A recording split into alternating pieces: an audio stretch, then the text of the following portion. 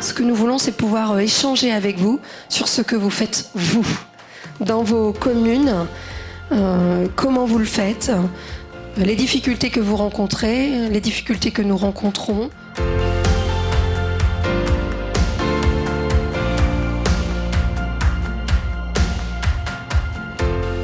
D'ici 10-15 ans, si les villes ne sont pas préparées, elles vont être face à un mur sur la question démographique. L'enjeu numéro 1, c'est la place de l'aîné dans la ville, notamment permettre et adapter les mobilités de nos aînés, faire en sorte qu'ils puissent se déplacer en toute sécurité, de manière apaisée.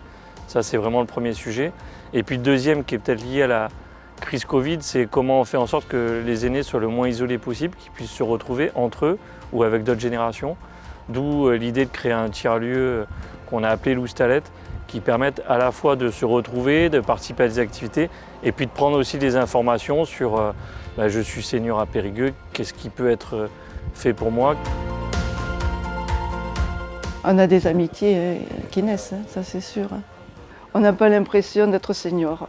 On nous laisse faire, on a des initiatives, voilà. Et on voit qu'on peut faire des choses par soi-même encore.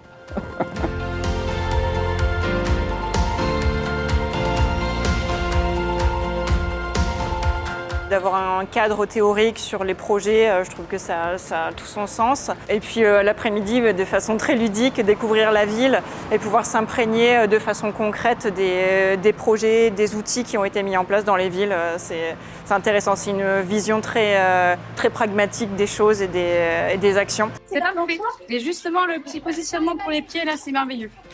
La couloir, la hauteur, c'est magique. Et c'est quelque chose qu'on a énormément valorisé avec le fonds d'appui pour les territoires innovants seniors. En fait, des déambulations avec les seniors permettent de trouver l'endroit et le mobilier qui convient bien aux personnes. Sur la question du réseau Ville-Amie des aînés, on va être plutôt sur ce qui est de l'ordre du projet, du partage d'expériences entre les équipes et entre les élus.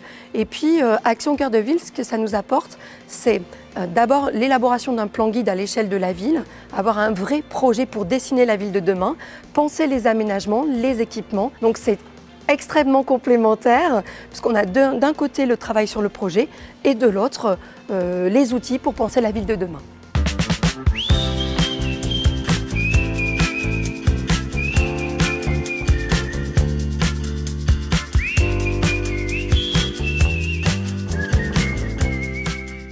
Le gros avantage de Ville-Amie des aînés, c'est qu'on rencontre plein de gens intéressants et on se crée du réseau et ça c'est vraiment très important dans notre job.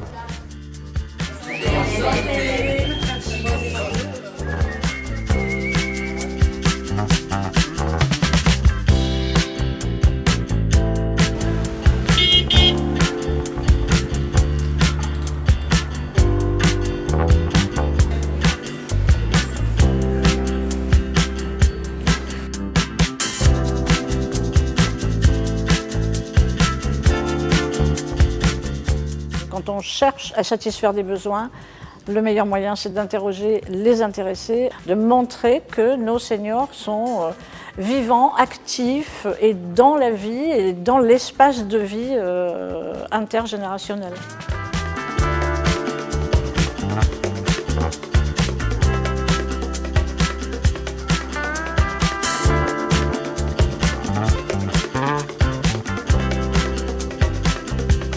Nous, c'est vrai que sur la population qu'on a en sport sur ordonnance, globalement, on a des personnes de 75 ans, c'est la moyenne.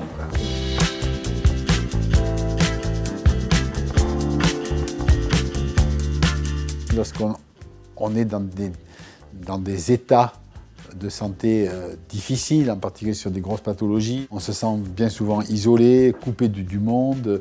Et le sport sur ordonnance ou la pratique du bien-être permet de recréer des contacts, de recréer des liens, d'avoir des numéros de téléphone, d'avoir à qui savoir appeler le soir, pouvoir être un peu confident de certaines choses et donc de se retrouver.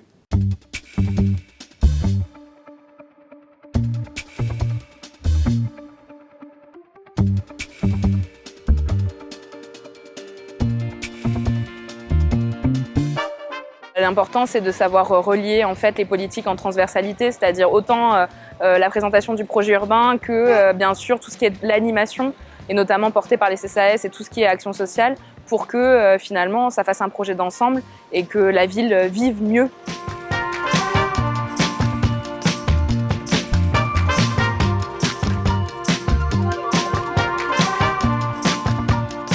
Pour anticiper le vieillissement, nous avons mis en place un dispositif à partir des 70 ans pour aller à leur domicile, les locataires et les propriétaires, pour leur permettre un aménagement qui répond entièrement à leurs besoins pour rester au domicile. Le diagnostic est élaboré avec un ergothérapeute et ça a été clairement à l'initiative de remarques du Conseil des aînés. On a les mêmes problématiques, c'est une bastide comme la ville de Miramont, avec un centre-ville un petit peu paupérisé et qui va de l'avant et qui pense que les seniors sont aussi un atout pour le territoire et pour le développement et la revitalisation des centres-bourgs. Ça nous conforte dans nos choix. Ce genre de rendez-vous, c'est intéressant parce qu'on travaille sérieusement sans se prendre au sérieux et ça c'est sympa.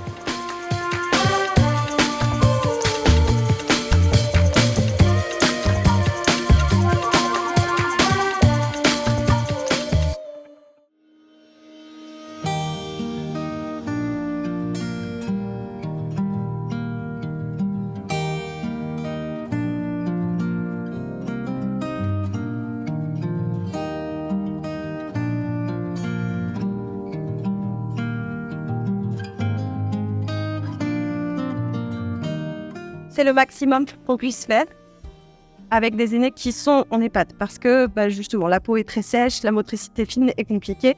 Donc ce qu'ils aiment par contre, c'est regarder les images défiler et les commenter.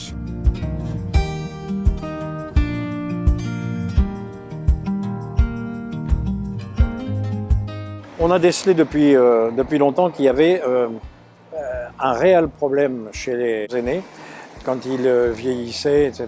Et ils ne sont plus à même de rester dans les maisons qu'ils occupent aujourd'hui et qui sont souvent très grandes et très isolées. Il y a un double intérêt, c'est de sécuriser les aînés en les amenant dans ce village inclusif et aussi libérer leur logement pour accueillir de nouvelles populations et surtout de nouvelles familles.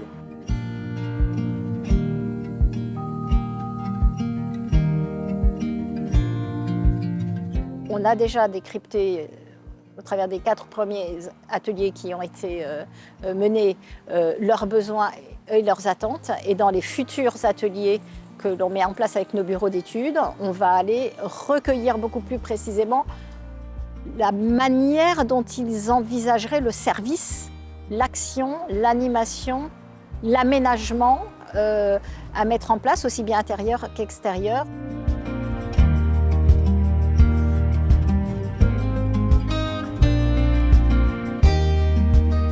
On va réfléchir l'aménagement de la commune urbanistique à travers leurs besoins dans l'itinérance notamment. Donc là, la commune va lancer une étude plan de circulation, mobilité douce, pour justement intégrer le cheminement des personnes âgées du village inclusif vers le centre-bourg.